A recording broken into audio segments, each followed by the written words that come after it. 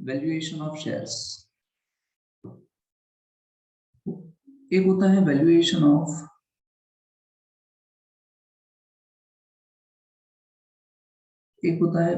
Of goodwill,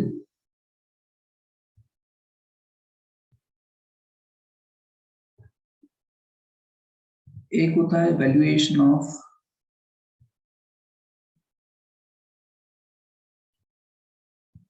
intangibles,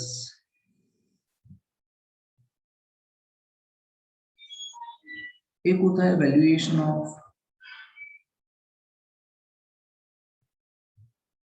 shares and एक होता है valuation of business. Valuation of business, अगर आपको बिजनेस का वैल्यूएशन करना हो ना, अगर आपको बिजनेस का वैल्यूएशन करना हो तो आपको गुडविल का भी करना पड़ता है, इंटेंजिबल्स का भी करना पड़ता है, शेयर्स का भी करना पड़ता है। बिजनेस की वैल्यू मतलब business as a whole, business के अंदर सब आ गया। जनरली क्या होता है, टेंजिबल एसेट्स का वैल्यूएशन इजी होता है, टेंजिबल एसेट्स जो भी होती है इजी वैल्यूएशन होता है, लेकिन इनटेंजिबल का वैल्यूएशन करना थोड़ा टफ रहता है। गुडविल का वैल्यूएशन देख लिया हमने, अभी किसकी बारी है, वैल्यूएशन ऑफ शेयर्स की बारी है। इसकी बारी है, ठीक है। चलो, अब होता ये है कि अगर आपको किसी भी कंपनी के शेयर्स की वैल्यू जाननी हो ना, तो सिंपली क्या कर दो, उस शेयर्स की मार्केट में प्राइस कितनी है वो जान लो। तो market price of A share is nothing but the value of a share, simple. जिस कंपनी की शेयर्स की आप वैल्यू जानना चाहते हो, उस कंपनी के शेयर्स की मार्केट वैल्यू जान लो, ये बन जाएगा valuation of shares. So simple, कौन सी प्राइस पे ये कोटेड है शेयर मार्केट के अंदर, वो जान लो आप, ठीक है। हाँ, उसके तरीके भी है, वैल्यूएशन करने के तरीके भी है, क्योंकि हर एक शेयर तो कोटेड नहीं होते, हर एक शेयर तो शेयर मार्केट में कोटेड नहीं होते, लिस्टेड नहीं होते, तो क्या करोगे फिर, तो फिर उसकी मेथड्स है, वैल्यूएशन ऑफ शेयर्स करने की मेथड हो जाती है, ठीक है। कौन सी मेथड है सर, वैल्यूएशन ऑफ शेयर्स करने की, है ना, आपको बेसिकली 4 मेथड दी है।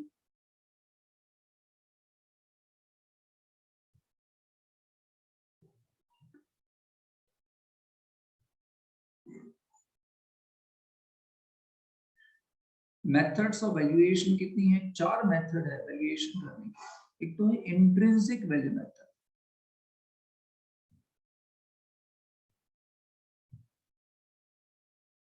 इंट्रिंसिक,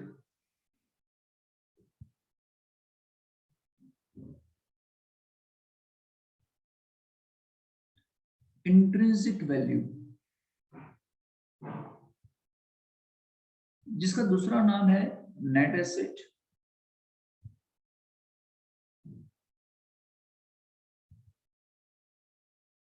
मेथड और breakup value method.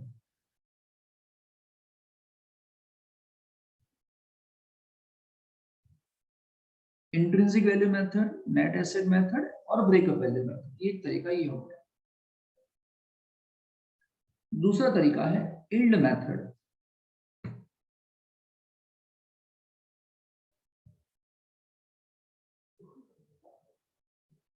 Yield method, yield method में आपके पास 2 मेथड रहती है। एक तो होता है valuation based on rate of dividend and दूसरा है valuation based on rate of earning.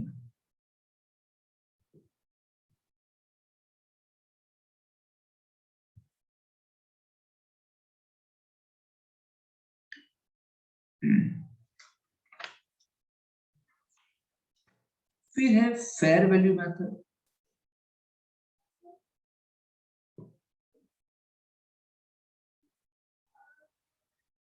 और फिर है price valuation based on price earning ratio,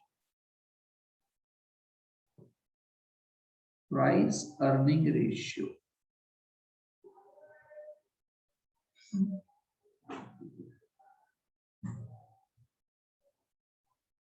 सभी आपके कोर्स में, सभी आपको सीखना है। पता नहीं कोर्स में क्या है एक्चुअली, इस बार क्या लेने वाला है डोंट नो, लेकिन ये पूरा आ गया आपको। अब ये जो मेथड होती है ना फेयर वैल्यू मेथड, ये देखो ये फेयर वैल्यू मेथड क्या है, ये कुछ नहीं है, दिस इज नथिंग बट, ये method this is nothing but average of intrinsic value plus yield method. Fair value अपने आप में कुछ अलग नहीं है, फेयर वैल्यू गिनना हो तो आपको इंट्रिंसिक गिनना ही पड़ेगा और यील्ड गिनना ही पड़ेगा। इंट्रिंसिक गिनो, यील्ड गिनो, डिवाइड बाय 2 कर दो, ये मिल जाएगा फेयर वैल्यू मेथड। तो फेयर में अलग कुछ करना नहीं है, इंट्रिंसिक जान लोगे, यील्ड जान लोगे तो आपको आ जाएगा। चलिए अब सबके बारे में समझते हैं डिटेल में। फर्स्ट है इंट्रिंसिक।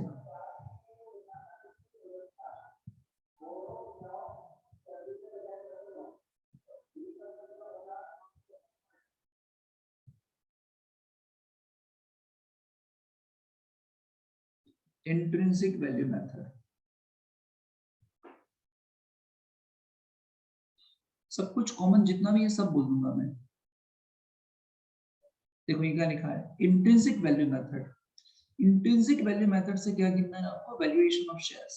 अब सुनो क्या है फॉर्मूला, क्या है उसकी, इंट्रिंसिक वैल्यू मेथड में अगर आपको वैल्यू ऑफ शेयर्स चाहिए, ऊपर यही लिख देना टॉप पे, वैल्यू ऑफ शेयर चाहिए तो इज इक्वल टू क्या करना पड़ेगा, आपको ढूंढना पड़ेगा न्यूमरेटर एंड डिनोमिनेटर। न्यूमरेटर में तो ऊपर क्या आएगा, net asset available to equity shareholder, ये ढूंढ लो आप। इसको डिवाइड कर दो नंबर्स ऑफ इक्विटी शेयर से, नंबर्स ऑफ इक्विटी शेयर से डिवाइड कर दो, दिस इज द फॉर्मूला। अब क्या होगा, ये आपको दे दिया होगा नंबर्स ऑफ इक्विटी शेयर्स, तो बहुत सारे एग्जांपल में आपको सीधे सीधे दे दिया होगा, ये वाला पार्ट, नीचे वाला पार्ट ढूंढना क्या पड़ेगा, नेट एसेट। अब सुनो नेट एसेट का मतलब क्या होता है, जहां कहीं पे भी अकाउंट में ऐसा बोलते हैं ना नेट एसेट, कहीं पे भी ऐसा बोलेंगे अकाउंट में तो समझ जाना इसका मतलब क्या होता है, एसेट्स माइनस लायबिलिटी। जब जब तो कभी भी अकाउंट पढ़े तुम्हें ऐसा लगे नेट एसेट का मतलब क्या, मतलब एसेट में से कुछ माइनस किया गया है, क्या माइनस किया गया है, लायबिलिटी। तो करना ये है कि तुम्हें हर एक एसेट ले लेनी, हर एक एसेट्स उस कंपनी की, जिस कंपनी का तुम्हें वैल्यूएशन ऑफ शेयर्स करना हो उसकी हर एक एसेट ले लो, land building, plant machine, furniture fixtures, vehicles, investment भी ले लो, कैश ले लो, बैंक ले लो, डेटर ले लो, गुडविल भी ले लो। हेलो, जब हम वैल्यूएशन ऑफ गुडविल करते थे ना तो गुडविल नहीं लेते थे एंड नॉन ट्रेड इन्वेस्टमेंट भी नहीं लेते थे, लेकिन जब वैल्यूएशन ऑफ शेयर्स करोगे ना तो आपको गुडविल लेना है एंड नॉन ट्रेड इन्वेस्टमेंट भी लेना है। मीनिंग ये बनता है इसका मतलब कि अगर आपको वैल्यूएशन ऑफ शेयर्स करना हो ना तो पहले आपको वैल्यूएशन ऑफ गुडविल करना पड़ता है। वैल्यूएशन ऑफ शेयर करने के लिए वैल्यूएशन ऑफ गुडविल करना पड़ेगा, अदरवाइज वैल्यूएशन ऑफ शेयर्स नहीं हो पाएगा। तो सभी की सभी एसेट ले लो, क्या छोड़ देना इधर, क्या मत लेना,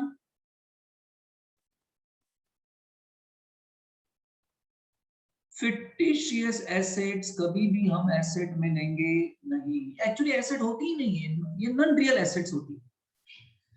सर फिक्टिशियस एसेट्स का मतलब क्या, ऐसे assets for example deferred revenue expenditure, ऐसा एक्सपेंडिचर जो तूने अभी कर दिया है जिसका बेनिफिट तुम्हें 1 साल से ज्यादा पीरियड के लिए मिलने वाला,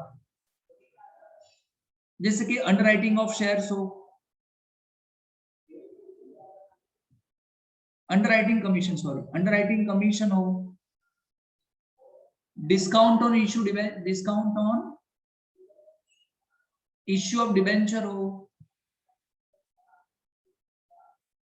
इन सबको बोलते हैं फिक्टिशियस एसेट्स। प्रिलिमिनरी एक्सपेंसेस हो, इन सबको आप नहीं लोगे, ये एक्चुअली एसेट होती ही नहीं, इसको नहीं लोगे।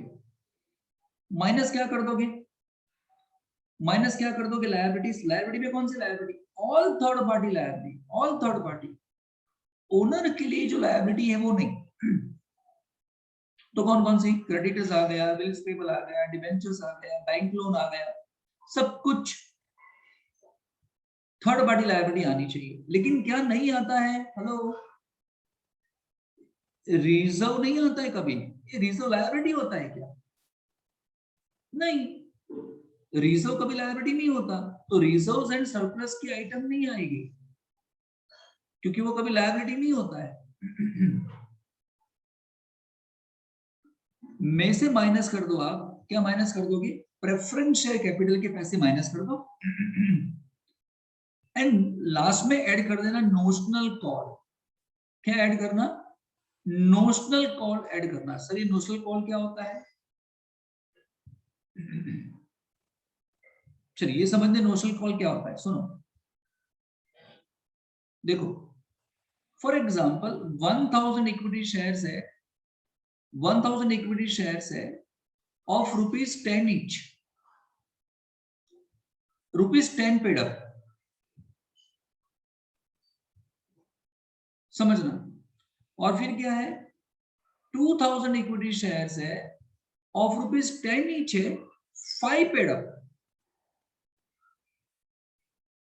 फर्क क्या पड़ा दोनों के अंदर, देखो ये 10 पेड अप है, 10 का था 10 पेड अप, ये 10 का था 5 पेड अप है। तो अभी हम क्या करेंगे, एक्चुअली 5 मांग ली है कंपनी ने, 5 मांगने अभी बाकी है, ₹5 कंपनी को अभी कॉल करना बाकी है। तो इस ₹5 को हम यहां प्लस कर देंगे, इधर 2000 थे इंटू 5 करके प्लस कर देंगे। हम एज्यूम करेंगे कि ये कॉल कंपनी ने कर दिया, एक्चुअली कॉल किया नहीं है, और इसलिए इसको बोलते हैं नोशनल। नोशनल का मतलब क्या, एजम्पशन बेसिस पे एज्यूम किया गया है।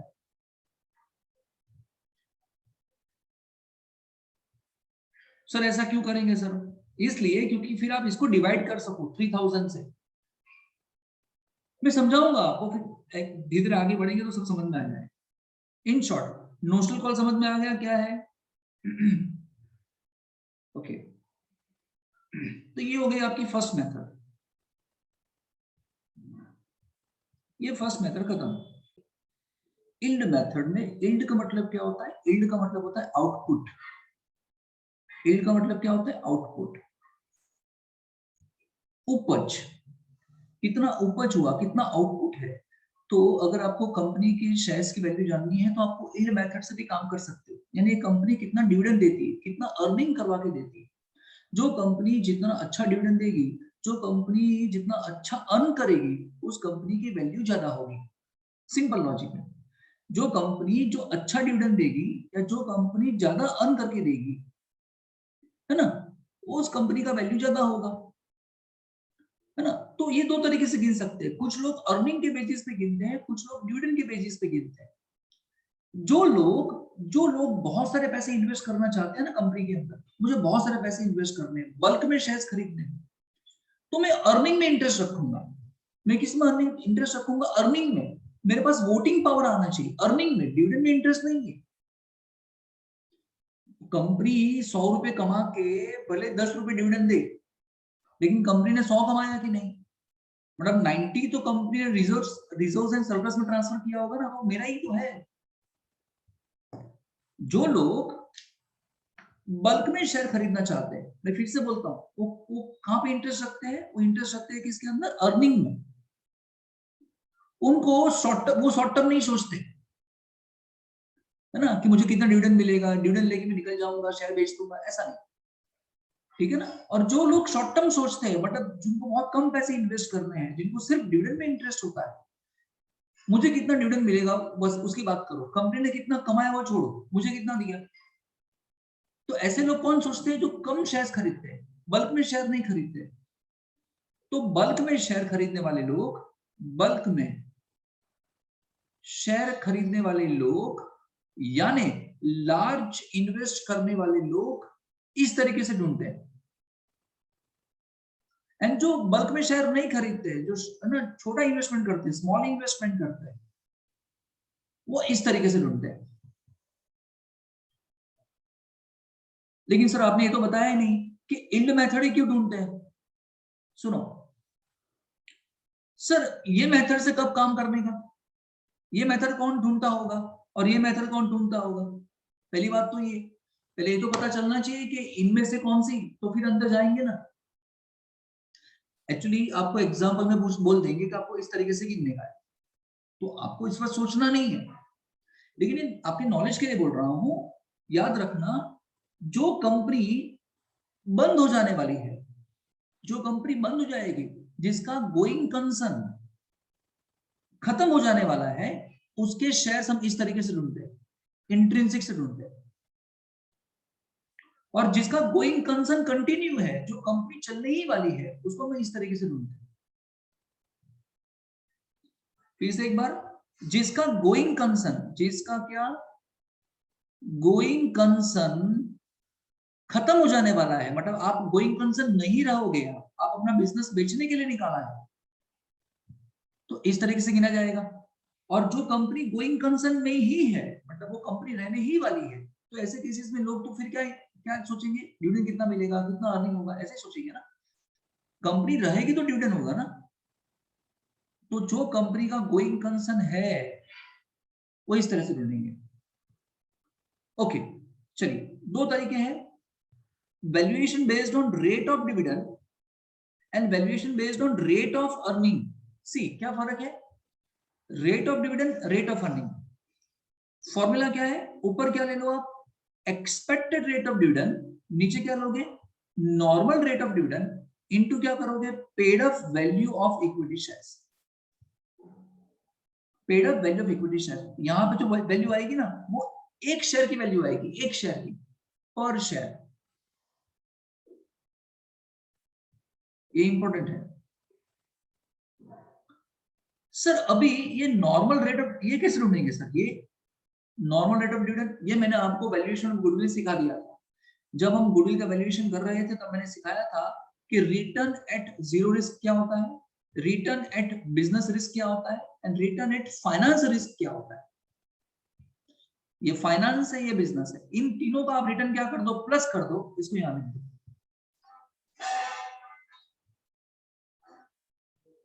चलिए, ऊपर क्या था?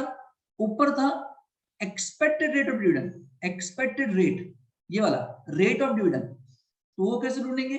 ऐसे, एक्सपेक्टेड रेट ऑफ डिविडेंड ढूंढने के दो तरीके, एक तो एवरेज ले लो, पिछले साल का डिविडेंड का एवरेज ले लो, एवरेज ऑफ पास्ट डिविडेंड। पिछले 3 साल ले लिए, पिछले 3 साल में कितना डिविडेंड दिया, या उसके परसेंटेज लिखो कि फॉर एग्जांपल 8%, 9%, 10% डिवाइड बाय 3 कर दिया, तो एवरेज कितना निकल के आया, 9% निकल के आया। और जो एवरेज निकल के आया वो हम क्या मान लेंगे, एक्सपेक्टेड। यानी फ्यूचर में कितना देंगे वो डिपेंड करता है पास्ट में कितना दिया था, उसका एवरेज निकाल देंगे। एंड दूसरा तरीका क्या है, एस्टिमेट करो फ्यूचर का डिविडेंड, एस्टिमेट करो। उसके लिए फॉर्मूला क्या है, profit available for equity dividend divide by paid up value of equity into 100। ऊपर क्या चाहिए, profit available for equity dividend, नीचे क्या चाहिए, paid up value of equity into 100। यानी यहां पे आपको मिलने वाले हैं परसेंटेज, इनटू 100 है इसलिए। सर अभी ये कैसे ढूंढेंगे, ये इस तरह से ढूंढेंगे, profit available for equity dividend, इसका मतलब क्या, प्रॉफिट बिफोर टैक्स कितना था, उसमें से टैक्स माइनस कर दो, अब जो बचा उसमें से रिजर्व दे दो, अब जो बचा प्रेफरेंस का डिविडेंड दे दो। सब तो दे दिया, टैक्स दे दिया, रिजर्व ट्रांसफर कर दिया, प्रेफरेंस को डिविडेंड दे दिया, अभी ये पैसे किसको जाएंगे, इक्विटी को। Now this profit available for equity dividend ऊपर चला जाएगा, ये तो क्वेश्चन में आपको दिया होगा, इनटू 100। इन शॉर्ट आपको फॉर्मूले याद रखनी पड़ेगी शांति से बैठ के। दूसरा है valuation based on rate of earning. See rate of earning, यहां क्या था, रेट ऑफ डिविडेंड। तो फर्क क्या पड़ेगा, देखो यहां कौन सी फॉर्मूला थी, एक्सपेक्टेड रेट ऑफ डिविडेंड, तो यहां क्या लिख दोगे, यहां क्या लिखोगे, एक्सपेक्टेड रेट ऑफ अर्निंग।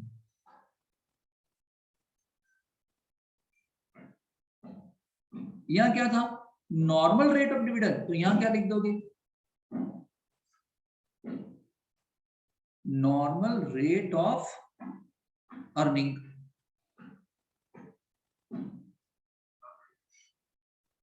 बस डिविडेंड की जगह क्या आ जाएगा, अर्निंग अर्निंग आ जाएगा। सर इसे कैसे ढूंढेंगे, सर इसे कैसे ढूंढेंगे, इसे ऐसे ढूंढेंगे।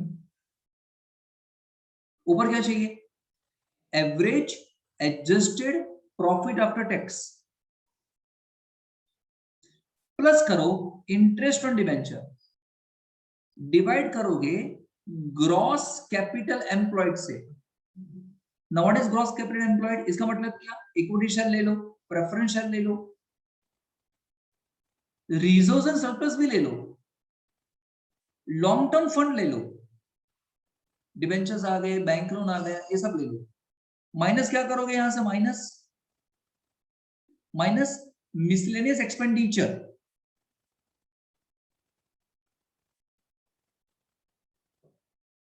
एंड ये क्या है ना, प्रॉफिट एंड लॉस अकाउंट का डेबिट बैलेंस।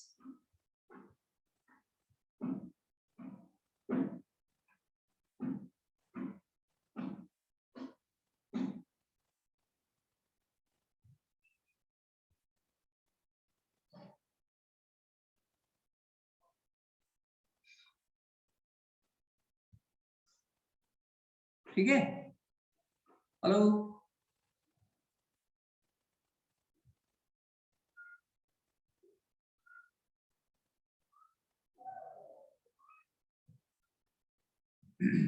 डन।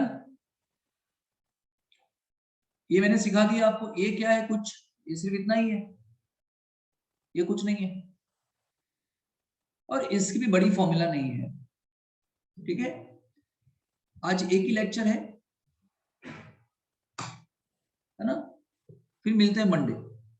कल तो मैडम लेंगे आपको, कल संडे मैडम ले लेंगे, हम मिलते हैं मंडे।